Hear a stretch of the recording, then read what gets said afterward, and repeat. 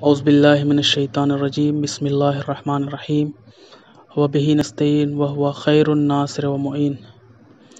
جیسا کہ کل وضو کے بارے میں احکامات بیان کیے جا رہے تھے، مسائل بیان کیے جا رہے تھے، آج بھی اسی کے سلسلے میں بقیہ مسائل بیان کیے جائیں گے۔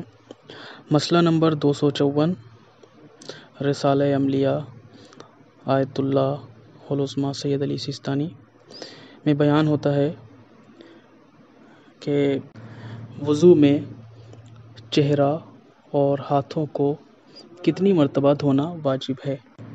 تو وہ بیان کرتے ہیں کہ وضو میں چہرہ اور ہاتھوں کو پہلی مرتبہ یعنی ایک مرتبہ دھونا واجب ہے اور دوسری مرتبہ دھونا مستحب ہے اور تیسری مرتبہ دھونا حرام ہے۔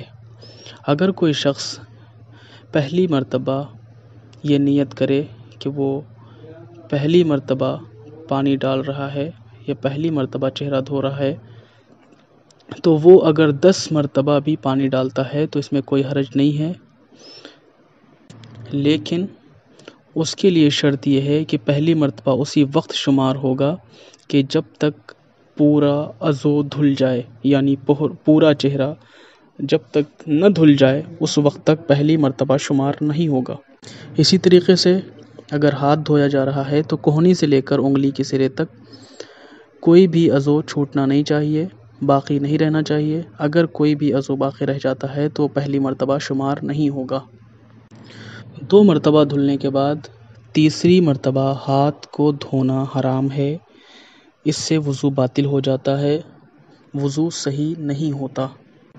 اب مسئلہ نمبر 255 میں بیان ہوتا ہے۔ اب مسئلہ یہ ہے کہ مسح کس پانی سے کرنا چاہیے اور کس طرح کرنا چاہیے۔ تو اس کا جواب یہ ہے کہ مسح دونوں ہاتھ دھونے کے بعد جو پانی ہاتھ میں لگا رہ جاتا ہے، جو تری ہاتھ میں باقی رہ جاتی ہے، اسی طری سے مسح کرنا چاہیے، اور احتیاط مستحب یہ ہے کہ مسح دائیں ہاتھ سے کیا جائے۔ احتیاط مستحب یہ ہے کہ سر کا مسح دائیں ہاتھ سے کیا جائے اور نیچے سے اوپر کی جانب پیر کا مسح کیا جاتا ہے، لیکن اس کے برعکس سر کا مسح اوپر سے نیچے کی جانب کیا جاتا ہے۔ اب مسح کرنے کے بارے میں ایک اور مسئلہ بیان ہوتا ہے کہ آخر مسح کس طرح کیا جائے کہ وہ صحیح سمجھا جائے۔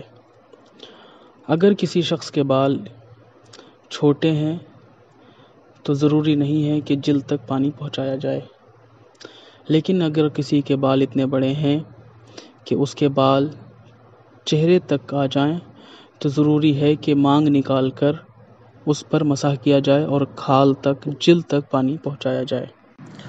مسئلہ نمبر 258 میں ہے کہ پیر کا مسح کس طرح کیا جائے۔ تو اس کا جواب یہ ہے، جو تری ہاتھ میں باقی رہ گئی ہو اس کے ذریعے سے ضروری ہے کہ ہاتھ کی ایک انگلی سے پاؤں کی کسی ایک انگلی پر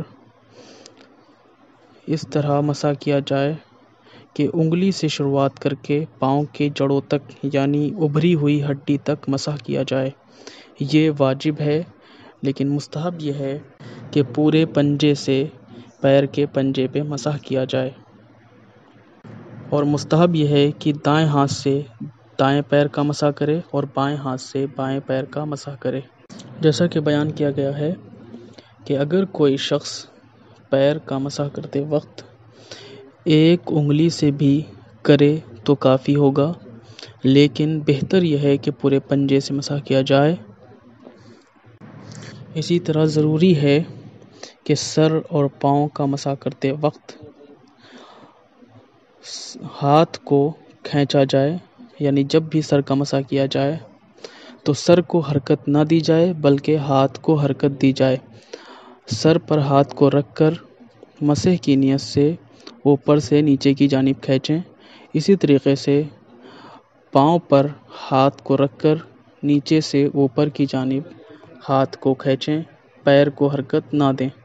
اگر کوئی شخص اس کے برعکس کرتا ہے، یعنی ہاتھ کو سر پر رکھ کے سر کو کھینچتا ہے، سر کو حرکت دیتا ہے، یا ہاتھ کو پیر پہ رکھ کے پیر کو حرکت دیتا ہے، تو اس سے وضو باطل ہو جائے گا اور وضو صحیح نہیں رہے گا۔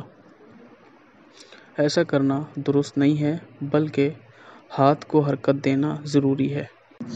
جس جگہ پر مسح کیا جائے، چاہے وہ سر ہو یا پیر، ضروری ہے کہ وہ اتنا خشک ہو کہ ہاتھ کی تری اس پر ظاہر ہو، اس پر اثر کرے۔ اگر ہاتھ کی تری سر یا پیر کے مسح کرتے وقت اس پر اثر نہ کرے تو وضو باطل ہے، صحیح نہیں ہوگا۔ لیکن اگر پیر یا سر پر تری اتنی کم ہو کہ جب اس پر ہاتھ پھیرا جائے تو وہ تری جو پیر پر یا سر پر پہلے سے موجود تھی وہ ہاتھ پھیرنے سے ختم ہو جائے، اور ہاتھ کی تری جو پہلے سے وضو کرتے وقت آئی تھی مسح کرنے سے وہ واضح ہو جائے، تو ایسا کرنا صحیح ہے، اس سے وضو باطل نہیں ہوتا۔ سب سے اہم اور ضروری مسئلہ 263 کہ اگر مسح کرنے سے پہلے ہاتھ کی تری کسی وجہ سے ختم ہو جائے تو انسان کیا کرے؟ ایسی حالت میں ضروری یہ ہے کہ اپنی داڑھی سے پانی لے، داڑھی کی تری سے مسح کرے۔ نیا پانی لے کر ٹوٹی سے یا نل سے پانی لے کر یا کسی برتن سے پانی لے کر مسح کرنا صحیح نہیں ہے، بلکہ جب ہاتھ دھو چکا ہو اس کے بعد پانی نہیں لے سکتا۔ اگر ہاتھ کی تری خشک ہو جائے مسح کرنے سے پہلے تو ضروری ہے کہ اپنی داڑھی سے پانی لے، اپنی داڑھی کی تری سے مسح کرے۔ داڑھی کے علاوہ کسی اور جگہ سے پانی لینا محل اشکال ہے، یعنی اس میں بہت ساری مشکلیں درپیش ہوتی ہیں، ممکن ہے کہ اس کے ذریعے سے وضو صحیح نہ ہو۔ اسی طرح اگر جو تری ہاتھ میں موجود ہے وہ صرف سر کے مسح کے لیے کافی ہو تو سب سے پہلے سر کا مسح کریں گے، اور اس کے بعد پیر کا مسح کرنے کے لیے داڑھی سے تری لے کر، داڑھی سے پانی لے کر پھر مسح کریں گے۔ کیونکہ اگر ممکن ہو کہ جو تری ہاتھ میں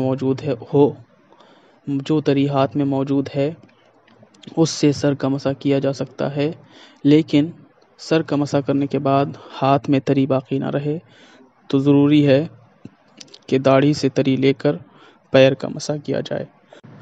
موزے اور جوتے پر مسح کرنا باطل ہے، لیکن اگر سخت سردی یا چور درندے یا کسی خوف سے جوتے اتارنا یا موزے اتارنا ممکن نہ ہو تو احتیاط واجب یہ ہے کہ اس جوتے یا موزے پر مسح کیا جائے، اس کے بعد تیمم بھی کیا جائے۔